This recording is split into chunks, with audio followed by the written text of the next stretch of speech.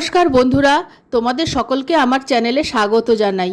আজ আমি রুই মাছের মাথা দিয়ে আর আলু দিয়ে একটা ভাঙাচোরা তরকারি রান্না করব। এই রান্নাটা তোমরা কাতলা মাছ বা যে কোনো বড় মাছের মাথা দিয়ে করতে পারো। মাথাগুলো আমি ধুয়ে পরিষ্কার করে নুন, হলুদ আর লঙ্কার গুঁড়ো ভালো করে মাখিয়ে নিচ্ছি। তারপর রুই মাছের মাথাগুলো আমি ভেজে নেব। মাছের মাথাগুলো ভেজে নেওয়ার জন্য একটা কড়াই ভালো করে গরম করে নিয়েছি। তাতে অল্প সর্ষের তেল দিয়ে সর্ষের তেলটাও গরম করে নিয়েছি। এবার মাছের মাথাগুলো আমি কড়াইতে দিয়ে দিচ্ছি। মাছের মাথাগুলোর এপিট ওপিট দুপিটি আমি লাল করে ভালো করে ভেজে নেব। মাছের মাথাগুলোর দুপিটি ভালো করে ভেজে নিয়েছি। এবার ভেজে নেওয়া মাথাগুলো তুলে নিচ্ছি। মাথাগুলো ভেজে নেওয়ার পর কড়াইতে আরও একটু সর্ষের তেল দিয়ে দিলাম।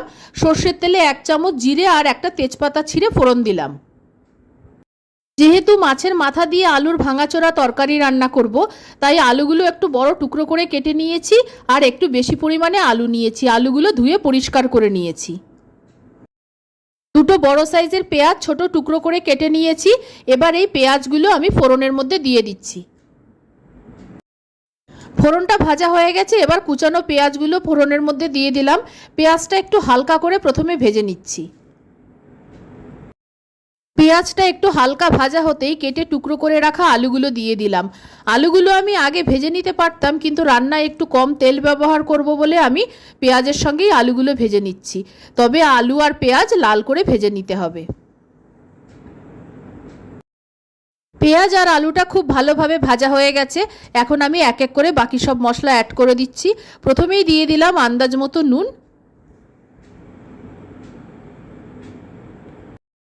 একটা বড় সাইজের টমেটো টুকরো করে কেটে রেখেছিলাম। এবার টমেটোটা দিয়ে দিলাম।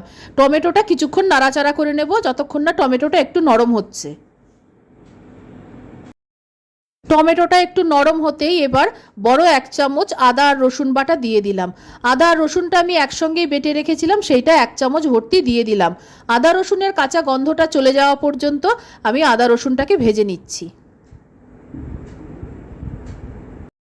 এবার সব গুঁড়ো মশলাগুলো এক এক করে দিয়ে দিচ্ছি।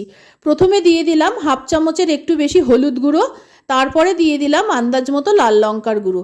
ঝালটা তোমরা তোমাদের আন্দাজ মতোই দেবে, যে যতটা ঝাল পছন্দ করবে সেই অনুযায়ী দেবে।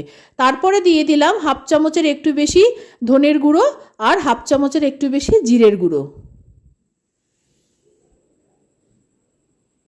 আর অল্প সামান্য একটু জল দিয়ে দিলাম মশলার মধ্যে, দিয়ে মশলাটাকে কষিয়ে নেব।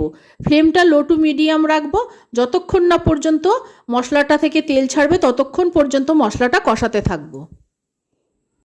মশলাটা ভালো মতো কষানো হয়ে গেছে। এবার ভেজে রাখা রুই মাছের মাথাগুলো সব মশলার মধ্যে দিয়ে দিলাম। মাছের মাথাগুলো খুন্তির সাহায্যে আমি ভেঙে নেব।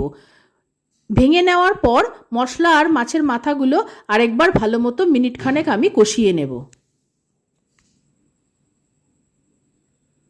মাছের মাথাগুলো আর মশলাটা আরেকবার মিনিট খানেক আমি ভালো মতো কষিয়ে নিয়েছি।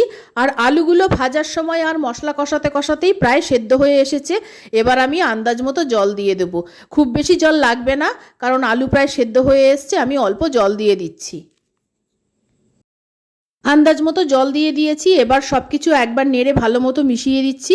এবার ফ্লেমটাকে হাই করে 2-3 মিনিট আমি রান্না করে নেব, তাহলেই রান্নাটা হয়ে যাবে।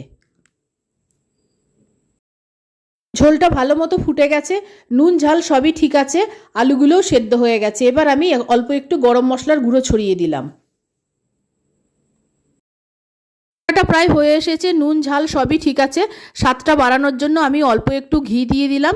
এতটা ঝোল আমি রাখবো না, আরও মিনিট খানেক আমি ফুটিয়ে নেব। এই রান্নায় ঝোল খুব বেশি থাকবে না, আবার একদম শুকনোও হবে না। যখন এরকম অবস্থায় আসবে তখন নামিয়ে নেব। মাছের মাথা দিয়ে আলুর ভাঙাচোরা তরকারি হয়ে গেছে। এবার আমি নামিয়ে নিচ্ছি। তৈরি হয়ে গেছে মাছের মাথা দিয়ে আলুর ভাঙাচোরা তরকারি। এই রকম তরকারি দিয়ে গরম গরম ভাত খেতে খুবই ভালো লাগে। আমার রেসিপি ভালো লাগলে আমার চ্যানেলকে সাবস্ক্রাইব করার, লাইক করার, শেয়ার করার অনুরোধ রইল। আর আমার নতুন পুরনো সকল বন্ধুদের আন্তরিক ধন্যবাদ জানিয়ে, ভালোবাসা জানিয়ে আমি আমার ভিডিও শেষ করছি। ধন্যবাদ।